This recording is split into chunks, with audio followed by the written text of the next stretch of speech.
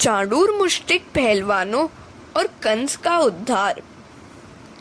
दूसरे दिन प्रातः काल में राजसभा का आरंभ हुआ। कंस की मृत्यु निकट आ रही थी। उसने अपने मल्ल चाणूर मुष्टिक को कृष्ण बलराम को मार डालने की आज्ञा दी। किसी भी तरह उनसे कुश्ती करना और पछाड़ देना। नंद बाबा भी कृष्ण बलराम और अन्य गोप बालकों के साथ राजसभा में पधारे। कुवल्या पीड़ हाथी के उद्धार से ही कृष्ण का प्रवेश हुआ।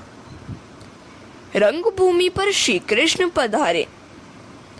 मल्लों को वे वज्र से, सामान्य पुरुषों को रत्नों से, स्त्रियों को मूर्तिमंत कामदेव से, गोप बालकों को स्वजन से, राजाओं को शासक से, वृद्धों को बालक से, कंस को काल से, अज्ञानी को विराट से, योगियों को परम तत्व से, यादवों को परम देव से और गोप बालकों को वे स्वजन से लगे।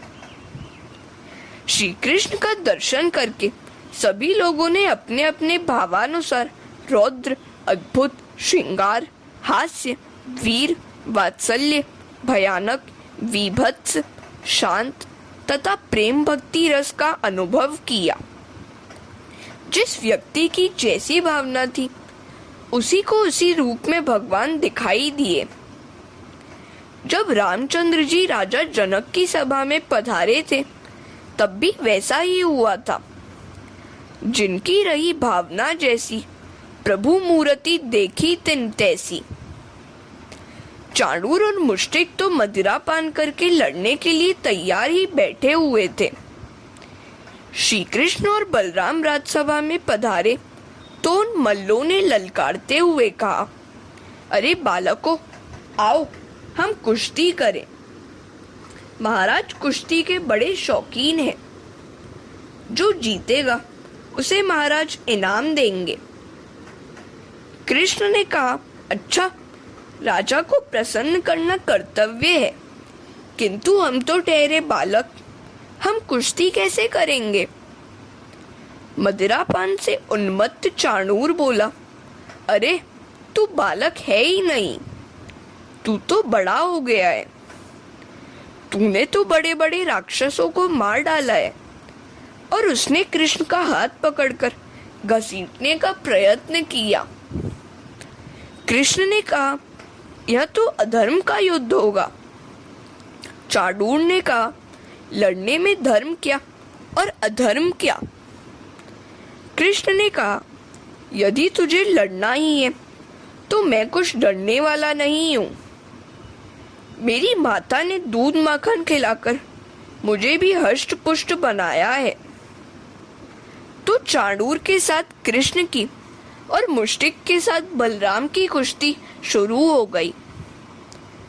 कंस के सेवक मल्लों को प्रोत्साहित करने के लिए नगाड़े बजाने लगे। संसार अखाड़ा है, काम चाणूर है और क्रोध मुष्टिक। संसार रूपी अखाड़े में काम क्रोध रूपी मल्लों से हमें लड़ना है। वे अनादिकाल से जीवों को पछाड़ते आए हैं। यदि सावधानी से काम लोगे तो काम क्रोध को मार पाओगे, अन्यथा वे ही तुम्हें पछाड़ देंगे। मनुष्य का अवतार ही काम क्रोध पर विजय पाने के लिए है। कुश्ती शुरू हुई तो नंद बाबा घबराने लगे। ये मल्ल मेरे छोटे से बच्चों को मार डालेंगे। श्री कृष्ण तो परमात्मा है, किंतु नंद जी के लिए तो वे बालक ही थे। नंद बाबा ने आंखें मूंदकर नंदेश्वर महादेव की मिन्नत मानी, यदि आप मेरे कन्हैया बलराम की रक्षा करेंगे तो मैं 11 मन लड्डू चढ़ाऊंगा। फिर उनको ध्यान आया कि कुश्ती के स्वामी तो हनुमान जी हैं, तो उन्होंने हनुमान जी की वैसी ही मिन्नत मानी, मेरे बालकों की रक्षा करो। जय जय जय हनुमान गोसाई, कृपा करो गुरुदेव की नाई। हरे कृष्णा। कन्हैया ने देखा कि पिताजी भयभीत होकर देवों की मिन्नत मान रहे हैं, तो उन्होंने शीघ्रता से काम पूरा करना चाहा। इधर चाणूर भी जान गया कि कन्हैया कोई सामान्य बालक नहीं, उसका काल ही है। यदि वह भागने की कोशिश करेगा तो कंस मार डालेगा। सो बेहतर है कि कृष्ण ही के हाथों अपनी जान जाए। असावधान को काम मार सकता है, सावधान को नहीं। श्री कृष्ण ने चाणूर को मार डाला और बलराम ने मुष्टिक को। उधर कंस के सेवक तो आंखें मूंद कर नगाड़े बजाते जा रहे थे। तो कंस ने गुर्राकर कहा, अरे मूर्खों, मेरे मल्ल तो मर गए, फिर भी तुम नगाड़े बजा रहे हो। बंद करो यह हंगामा। नगाड़ों का शोर बंद हो गया। कंस की मृत्यु निकट आ रही थी। उसे सन्निपात हो गया। वह ऊल जलूल बकने लगा, इन लड़कों को मार डालो, नंद जी को बंदी बना दो, वसुदेव का वध करो। भगवान ने अनुग्रह शक्ति से कुब्जा का और निग्रह शक्ति से चाणूर का उद्धार किया। श्री कृष्ण ने कंस के बालों को पकड़कर कहा, कंस, मैं ही हूं देवकी का 8वां पुत्र, तेरा काल। कृष्ण ने उसे इस प्रकार झंझोकर भूमि पर पटक दिया कि उसके प्राण निकल गए।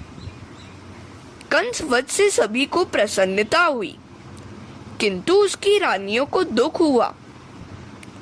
तो कन्हैया मामियों के पास आकर रोने का नाटक करने लगा। मैं 11 वर्षों में पहली बार मिलने आया तो मामा जी हमें छोड़कर चल बसे। बेचारे मामा।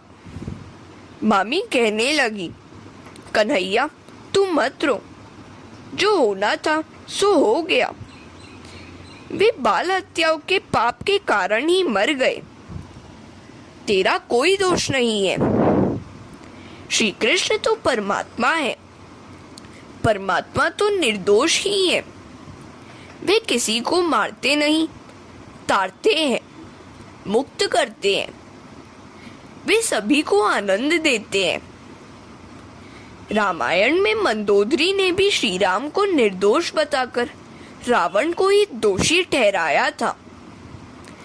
रावण उसके अपने पापों के कारण ही मरा था। ऊपर की कथा का रहस्य भी देख लीजिए। कुवल्या पीड़ हाथी अर्थात दर्प, मद, मोह को श्री कृष्ण ने मारा। चाणूर अर्थात काम को परब्रह्म श्री कृष्ण ने मारा। मुष्टिक अर्थात क्रोध, उसको बलराम रूपी शब्द ब्रह्म नाद ब्रह्म ने मारा। कंस के उन तीनों मित्रों से हमेशा बचकर रहो। कंस अभिमान का ही रूप है। उसकी रानियों के नाम भी सूचक है अस्थि और प्राप्ति। सारा दिन अस्थि और प्राप्ति के सोच में डूबा रहने वाला जीव ही कंस है।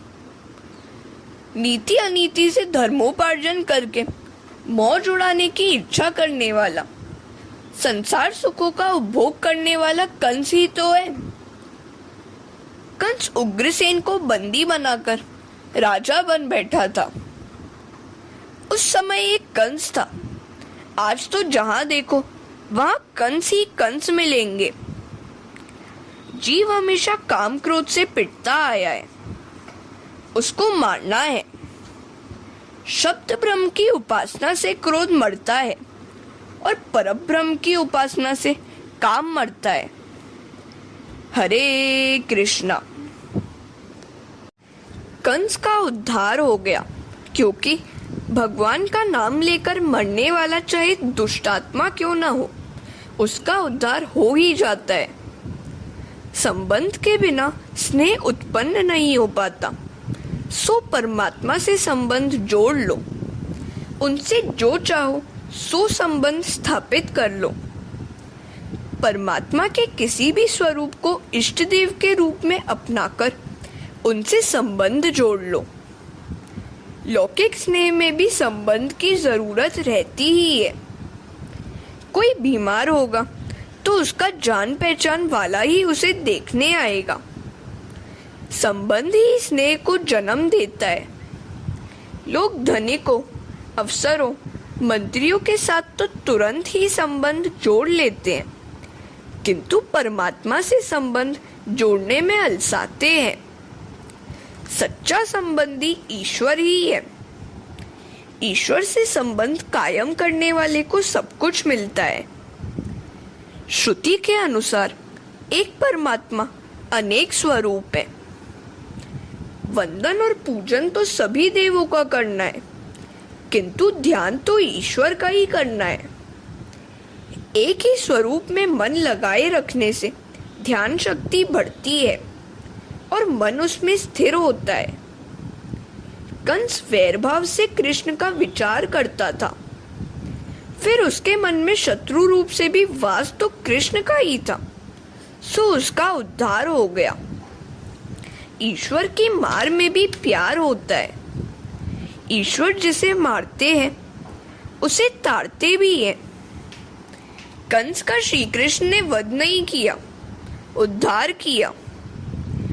भगवान जब अपने शत्रु को मुक्ति देते हैं तो प्रेम से पूजा स्मरण करने वाले को मुक्ति क्यों नहीं देंगे। श्री कृष्ण वसुदेव देवकी को प्रणाम करने के लिए कारागृह में आए, दोनों को बंधन मुक्त किया। सेवक जंजीर तोड़ न सके तो कृष्ण ने अपने दांतों से तोड़ दी। वसुदेव देवकी की संतति लुट गई, किंतु वे भगवान का ध्यान धरते रहे, सो उनको मुक्ति मिली। तन्मयता, तल्लीनता के बिना सिद्धि नहीं मिल पाती। ध्यान के बिना साक्षात्कार नहीं हो पाता। वसुदेव देवकी ने 11 वर्षों तक कठोर तपश्चर्या की तो कन्हैया मिला। आज इतने बरसों के बाद पुत्र को देखा तो वसुदेव देवकी का दिल भर आया। वे बोलना तो बहुत कुछ चाहते थे, किंतु प्रेम और भावावेश से निहारते ही रह गए। सभी परस्पर को प्रेम से, संतोष से देख रहे हैं। तब कन्हैया ने कहा, पिताजी और माताजी, चारों पुरुषार्थों को सिद्ध करने वाला यह मानव शरीर आपने ही मुझे दिया है। मेरे अपराध को क्षमा करें। अब मैं कभी आपसे दूर नहीं जाऊंगा। मेरा प्रणाम स्वीकार करें। कन्हैया को हाथी पर बिठलाकर सारे नगर में फिराया गया। नंद बाबा सोचते हैं कि कन्हैया का इतनी धूमधाम से सम्मान तो किया गया, किंतु किसी ने यह भी पूछा कि वह भूखा भी है या नहीं। वे माखन मिश्री ले आए और कन्हैया को हाथी पर से नीचे उतारकर डटकर खिलाया। रास्ते में इस प्रकार जहां भी विश्राम किया गया वहां विश्राम घाट हो गया। हरे कृष्णा। उग्रसेन को मथुरा के राज्य का अर्पण। कंस का वध होने पर श्री कृष्ण के हाथों में मथुरा का राज्य आ गया, किंतु उन्हें तो कोई आसक्ति थी ही नहीं, सो उन्होंने राज्य उग्रसेन को सौंप दिया। वाणी और वर्तन एक हुए बिना वाणी शक्तिशाली नहीं हो पाती। ज्ञान को क्रियात्मक स्वरूप देना है। बंगले में रहकर विलासी जीवन जीने वाला व्यक्ति वेदांत की चर्चा किस अधिकार से कर सकता है। अधिक पढ़ने की अपेक्षा जीवन में सिद्धांत को उतारने की आवश्यकता अधिक है। श्री कृष्ण ने अपने उपदेश जीवन में उतारे भी थे। उन्होंने गीता में निष्काम कर्म का उपदेश दिया है, तो उन्होंने मथुरा का राज्य उग्रसेन को देकर आदर्श को चरितार्थ भी कर दिखाया। युद्ध भूमि में कृष्ण ने अर्जुन को अनासक्ति का उपदेश दिया था। वह अनासक्ति जीवन की परिपूर्णता के लिए आवश्यक है और संसार के लिए बाधक नहीं है। संसार नहीं, उसकी आसक्ति बाधक है। लोगों ने श्री कृष्ण से मथुरा का राज्य स्वीकार करने का आग्रह किया तो उन्होंने कहा, मैंने राज्य के लोभ से नहीं किंतु लोगों की पीड़ा दूर करने के लिए कंस का वध किया है। कंस के पिता उग्रसेन को ही राजा बनाना होगा। मैं तो आप सबका सेवक हूँ। गर्गाचार्य जी ने नंद जी से कहा, श्री कृष्ण तो वसुदेव जी का पुत्र है, आपका नहीं। यशोदा ने तो पुत्री को जन्म दिया था। अब कन्हैया गोकुल में नहीं, मथुरा में ही रहेगा। नंद बाबा व्याकुल हो गए। बलराम और श्री कृष्ण भी नंद जी से मिलने आए और कहने लगे, बाबा, जब हम मल्लों से युद्ध कर रहे थे तब हनुमान जी के दर्शन हुए थे।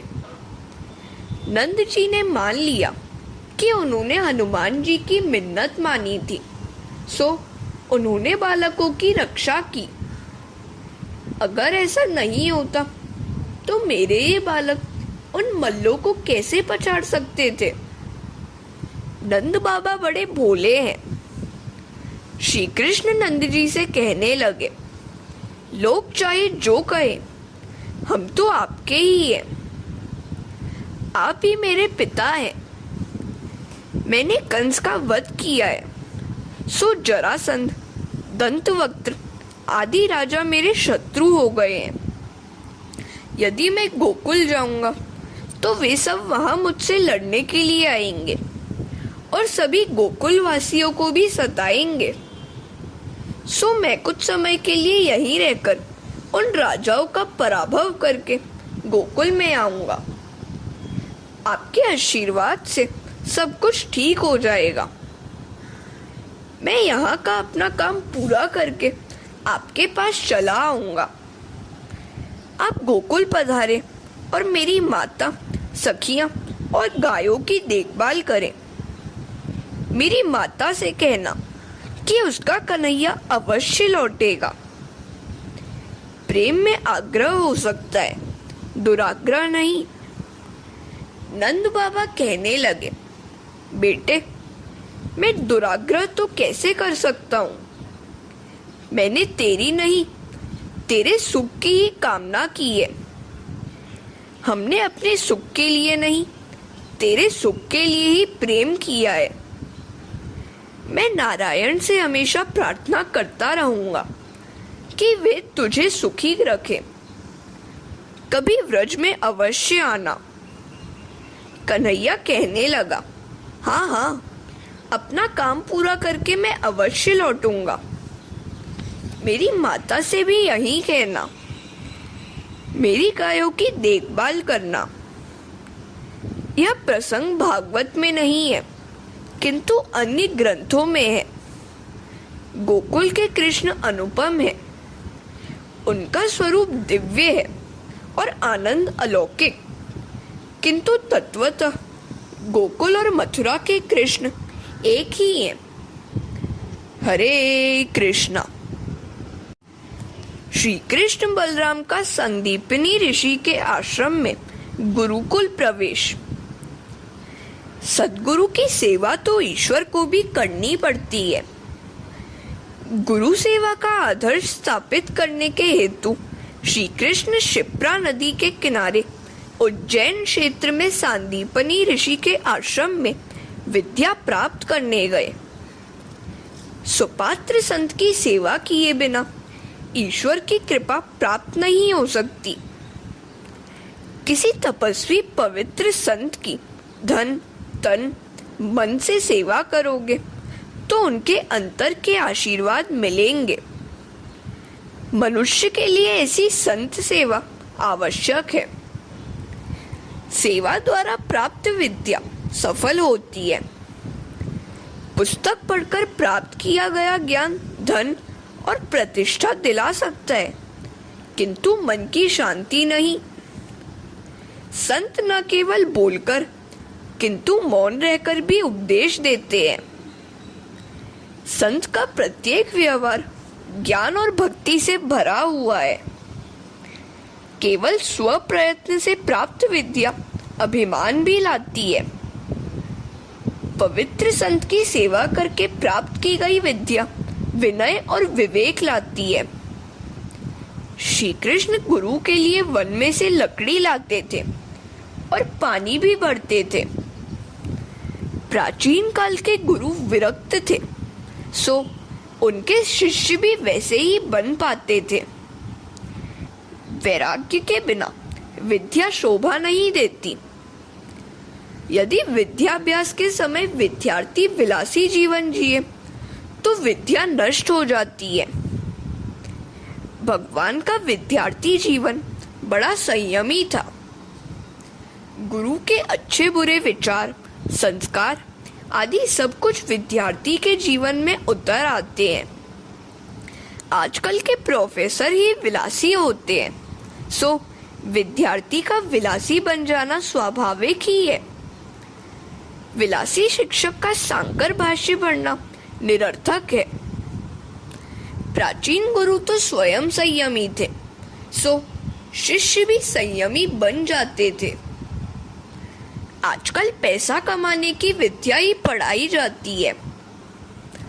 सांसारिक बंधनों से मुक्त कराने वाली विद्या नहीं।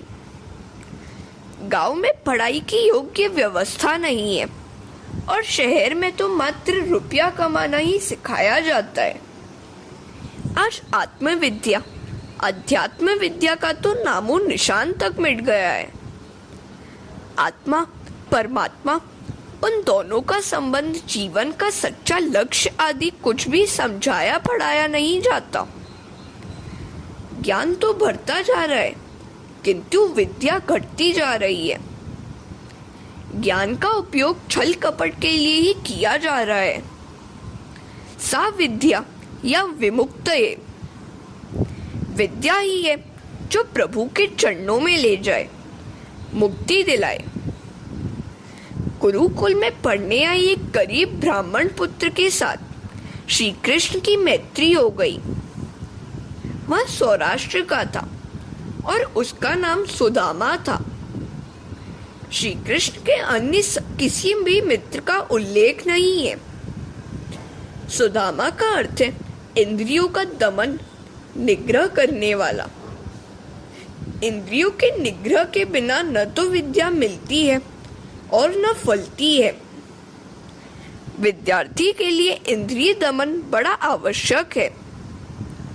ऐसी सूचना देने के लिए ही शायद सुदामा के सिवाय अन्य किसी सहपाठी का निर्देश भागवत में नहीं है। सुदामा के साथ मैत्री करने वाला ही सरस्वती की उपासना कर सकता है। सुदामा उस संयमी व्यक्ति का प्रतीक है जो परमात्मा को प्राप्त करना चाहता है। परमात्मा के दर्शन के लिए संयम के बिना विद्या प्राप्त नहीं हो सकती। संयम के बिना जीवन दिव्य नहीं बन पाता। संयम और वैराग्य को बढ़ाते चलो। संयम के बिना जीवन दिव्य नहीं बन पाता। संयम और वैराग्य बढ़ाते जाओगे और सुख का त्याग करोगे तो अच्छा ही होगा। सुख का त्याग करके अगर फिर से उसके उपभोग की इच्छा करने का मन करे तो वह थूक को चाटने जैसा है। त्याग किए हुए विषय की इच्छा कभी न की जाए। शास्त्र और ईश्वर जीव और पशु के लिए नहीं, मनुष्य के लिए है। सुदामा के साथ मैत्री करोगे तो द्वारिकानाथ मिलेंगे। सुदामा सर्वोत्तम संयम का साक्षात रूप है। मन को अंकुश में रखो। जो आत्म तत्व का संदीपन करा सके वही संदीपन ही है, वही गुरु है। सद्गुरु बाहर से कुछ नहीं ला देते, वे तो जो भीतर है उसी को जागृत करते हैं। ज्ञान मार्ग तो प्राप्त की ही प्राप्ति कराता है। हरे कृष्णा। श्री कृष्ण को भी पृथ्वी पर गुरु की आवश्यकता थी। भगवान ने सुदामा रूपी संयम के साथ मैत्री करके सदाचार पूर्ण जीवन जिया।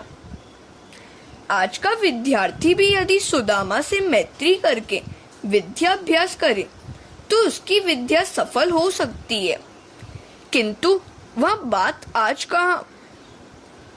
संसार में रहकर ब्रह्मचर्य का पालन करना बड़ा दुष्कर है। सात्विक वातावरण हृदय को सुधारता है और दूषित वातावरण बिगाड़ता है। स्वयं ईश्वर होकर भी कन्हैया ने गुरु सेवा करके जगत के सामने एक आदर्श स्थापित किया।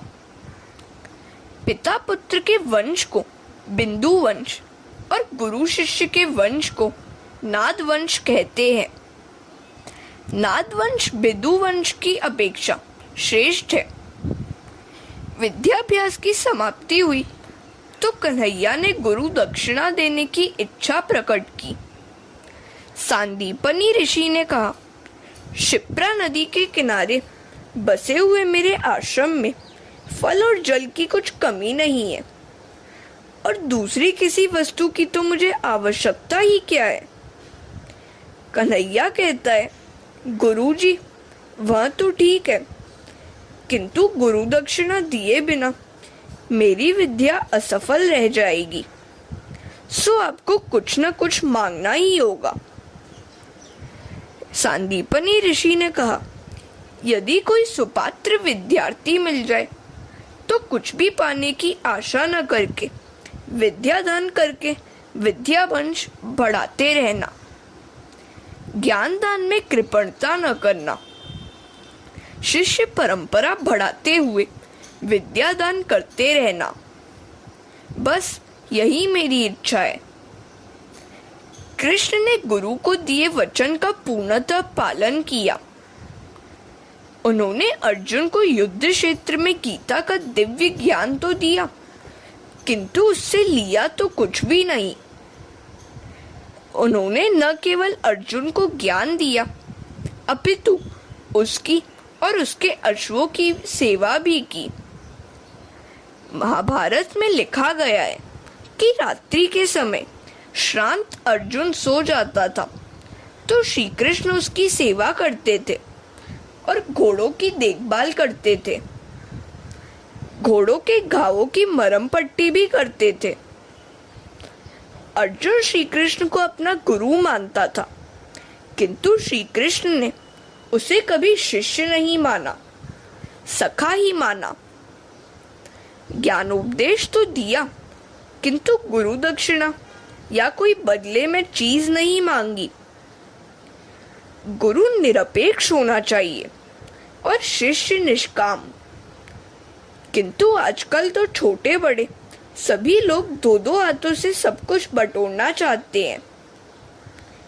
लोग चाहते हैं कि किसी संत महात्मा के आशीर्वाद से संपत्ति संतति मिल जाए तो कितना अच्छा हो, किंतु जो सच्चा संत होता है वह कभी सांसारिक झंझट का आशीर्वाद नहीं देता। सच्चा संत तो विकार वासना नष्ट करने वाले अलौकिक भजनानंद का दान करता है। कन्हैया ने गुरु पत्नी से कहा, गुरुजी कुछ मांगना ही नहीं चाहते हैं, किंतु आपकी कोई इच्छा हो तो मांग सकती है। गुरु पत्नी ने कहा, मेरा एक पुत्र था जो प्रभास यात्रा के समय समुद्र में बह गया था। यदि तुझे गुरु दक्षिणा देनी ही है तो वह मेरा खोया हुआ पुत्र ला दे। श्री कृष्ण ने समुद्र में गोता लगाया। वहां से उनको पंचजन्य शंख भी प्राप्त हुआ और गुरु पुत्र भी। वे मुरलीधर थे, अब शंखधारी बन गए। पुत्र मिलने से गुरु दंपत्ति प्रसन्न हो गए। उन्होंने आशीर्वाद दिया, बेटे तेरे मुख में सरस्वती का और चरणों में लक्ष्मी का वास होगा और तेरी कीर्ति विश्वव्यापी हो जाएगी। मेरी विद्या के वंश को बढ़ाते रहना। गोपियों ने भी भगवान से कुछ भी नहीं मांगा था, सो वे स्वयं उनके ऋणी रहे। भगवान से कुछ भी न मांगो। भगवान की गोकुल लीला 11 वर्षों की, मथुरा लीला 14 वर्षों की और द्वारिका लीला 100 वर्षों की थी। वे पृथ्वी पर 125 वर्ष तक सशरीर रहे थे। विद्याभ्यास समाप्त करके श्री कृष्ण मथुरा आए। यादवों को परम आनंद हुआ। मथुरा के राजप्रासाद में भगवान ने निवास किया। हरे कृष्णा।